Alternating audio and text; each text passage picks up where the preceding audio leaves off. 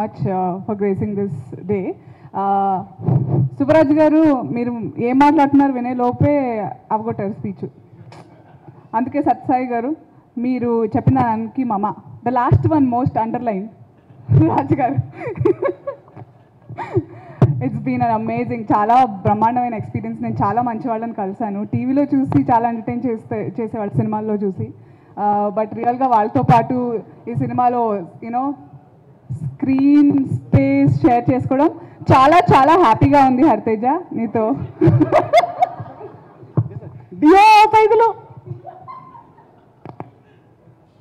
అంతే, అలాగే ఉంటుంది.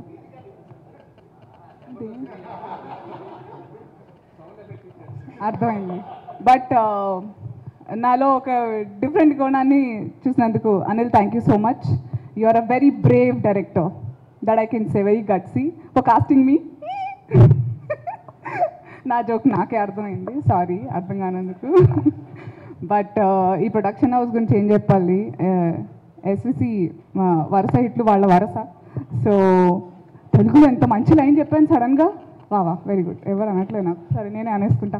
బట్ రాజు గారు, శిరీష్ గారు, లక్ష్మణ్ గారు, అనిల్ గారు, thank you so so much. నేను ఈరోజు 2 విషయాల్లో చాలా సంతోషంగా ఫీల్ అయ్యాను. ఒకటి ఏంటంటే జనరల్గా ఇలాంటి ఫంక్షన్స్లో, ఇలాంటి సిచ్యువేషన్స్లో ప్రతి ఒక్కరూ వచ్చి సినిమా హిట్ అయింది, మాకు చాలా సంతోషంగా ఉంది, ఇలాంటి సినిమాలు ఇంకా ఆడాలి ఇలా చెప్తూ ఉంటారు. కానీ ఈరోజు ఎందుకో ఇక్కడ చాలా పాజిటివ్ వైబ్ కనిపించింది.